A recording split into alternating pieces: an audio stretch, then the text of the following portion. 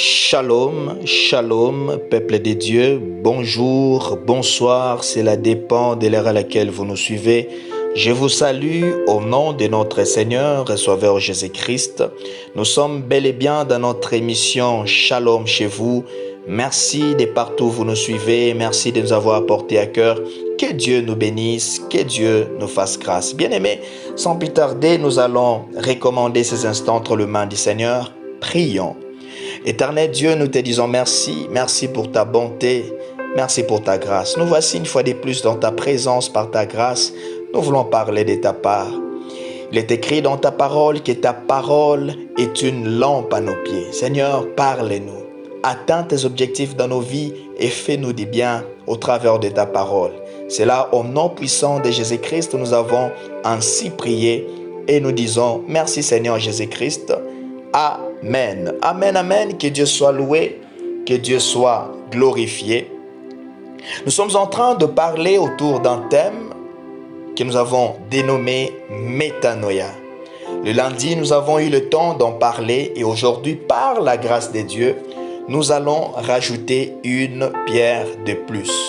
Nous sommes dans les livres de Matthieu chapitre 3, du verset 7 au verset 8. Je lis la parole de Dieu. Matthieu chapitre 3, du verset 7 au verset 8, la Bible déclare « Mais voyant venir à son baptême beaucoup de pharisiens et des sadducéens, il leur dit « Race de vipères, qui vous a appris à fuir la colère à venir?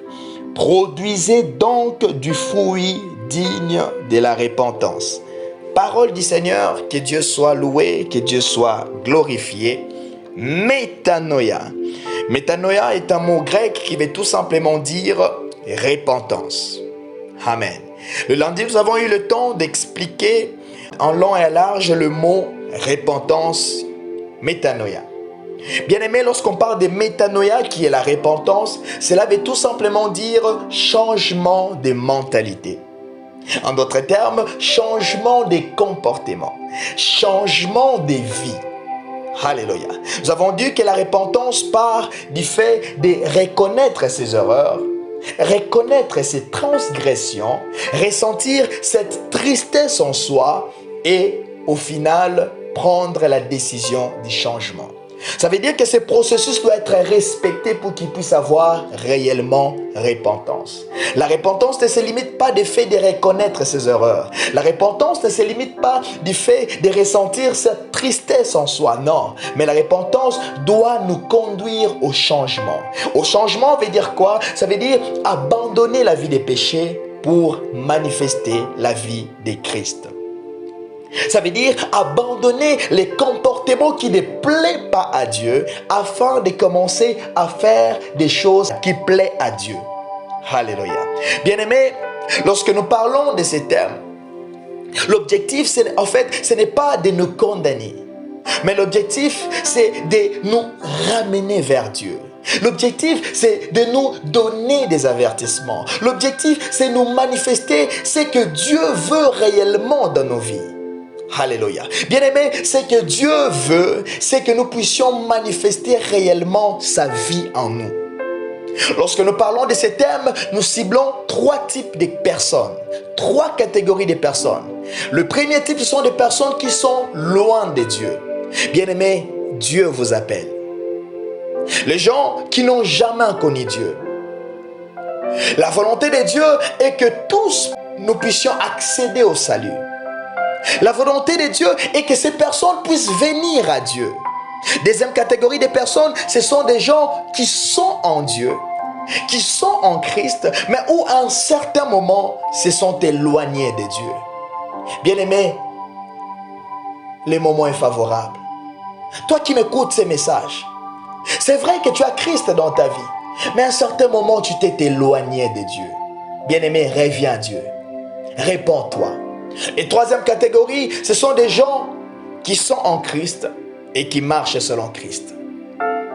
Bien-aimé, c'est un avertissement de savoir que loin de Dieu, il n'y a pas la vie. Ce que Dieu veut, c'est que nous puissions demeurer en lui, que nous puissions manifester son caractère en nous. Alléluia.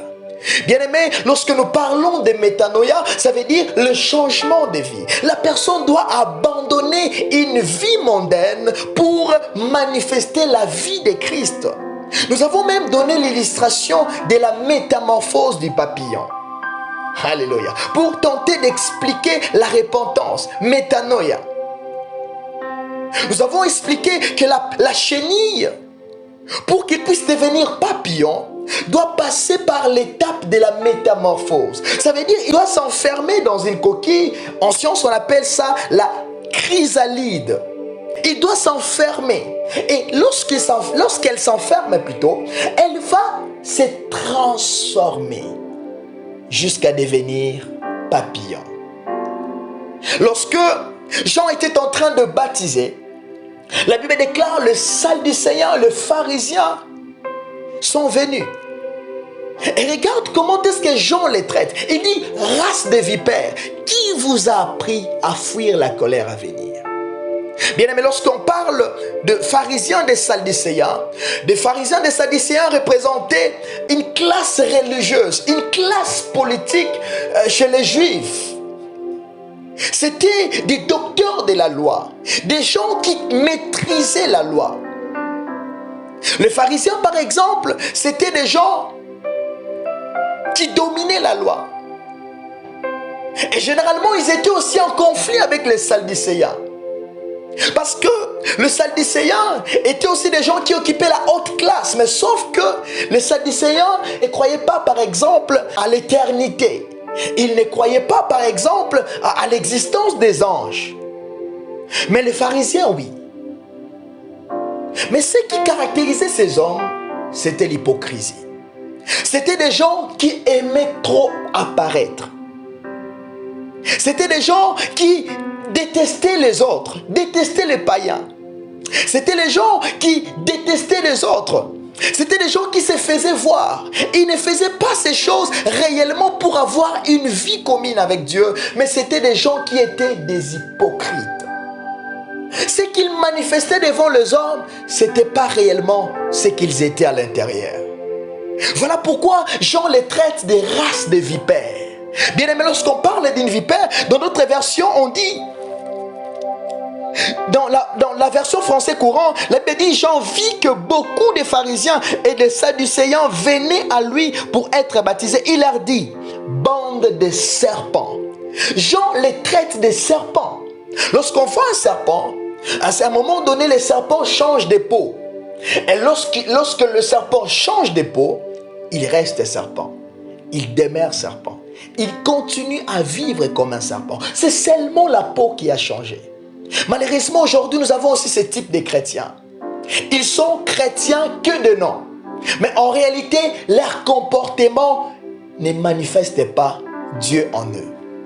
Leur comportement ne reflète rien des chrétiens. Bien aimé, la première fois qu'on a appelé les disciples des chrétiens Antioche, ce n'est pas que les chrétiens eux-mêmes se sont appelés. Ce n'est pas que les disciples eux-mêmes se sont surnommés. Non, mais c'était les gens qui ont vu.